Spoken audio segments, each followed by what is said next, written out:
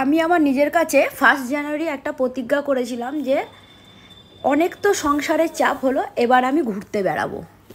তো সেই মতো আমি কিছু কিছু জায়গা নিজের মন মতো সময় হলে ঘুরতে বেরিয়ে যাচ্ছি।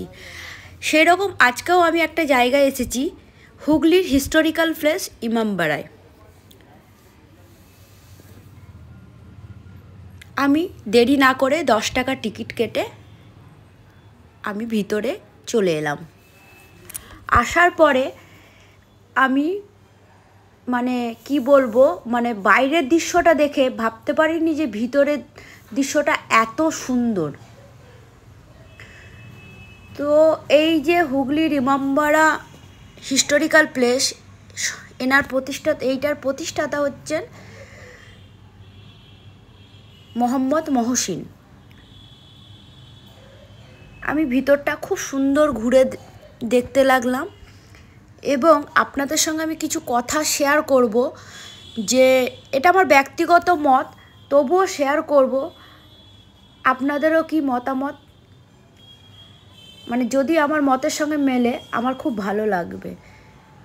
তো যাই হোক, চারিদিকটা ঘোরার পরে এখানে আপনার বাঁ সাইডের দিকে ক্লক টাওয়ার আছে। সেই ক্লক টাওয়ারে আমি উঠেছিলাম।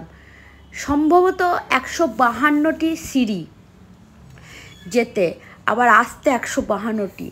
তো আমি এই সিঁড়িতে উঠেছিলাম।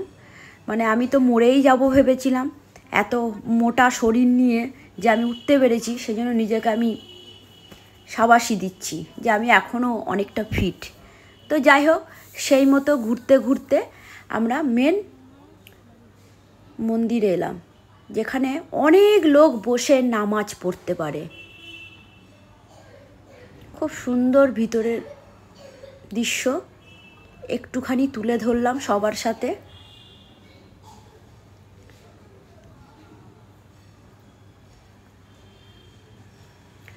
এবার বেরিয়ে এসে সেই ক্লক টাওয়ার, আমি এটাকে দেখলেই আমার এখন ভয় পাচ্ছে যে আমি এই উঁচুতে উঠেছিলাম। এই উঁচুতে উঠে আমি গঙ্গার দৃশ্যটা কিছুটা ক্যাপচার করার চেষ্টা করেছিলাম। তারপরে আবার এই ক্লক টাওয়ার ছাড়াও সূর্য ঘড়ি আসছে। আমার তো মাথা বনবন করে ঘুরছে, এখানে কি ঘড়ি রহস্য আছে?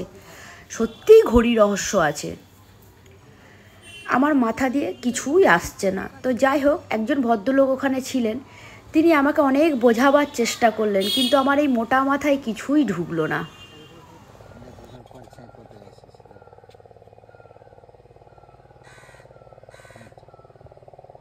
এখন যে সময়টা 1:20, এটা কি করে বুঝবো বলো?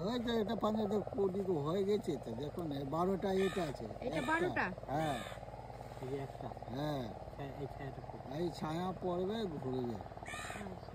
একটা দুটো 6টা এই দেখা করা আছে, 6টা ওই দেখা করা আছে। এখান পর ছায়াটা ঘুরবে, টাইম দেবে, ছায়াটাকে মোবাইলেও দেখা যাবে ছবি। যাই হোক, এটা আমার মাথার ওপর দিয়ে গেল। আমি ওখান থেকে এবার ব্যাক করলাম, কারণ এটা আমার সিলেবাসের বাইরে। অত ভালো মাথা হলে আজকে আমি সায়েন্টিস্ট হতাম। এরপর আমি আবার ব্যাকে এসে ভিতরে ঢুকছি। ভিতরে ঢুকতে ঢুকতে যে কথাটা বলছিলাম, যে একমত কিনা, এই যে এত সুন্দর একটা জায়গা, হিস্টোরিক্যাল প্লেস, এটা রক্ষণাবেক্ষণের দরকার আছে, কারণ এগুলো প্রায় নষ্ট হবার পথে। আমি কি ঠিক বললাম?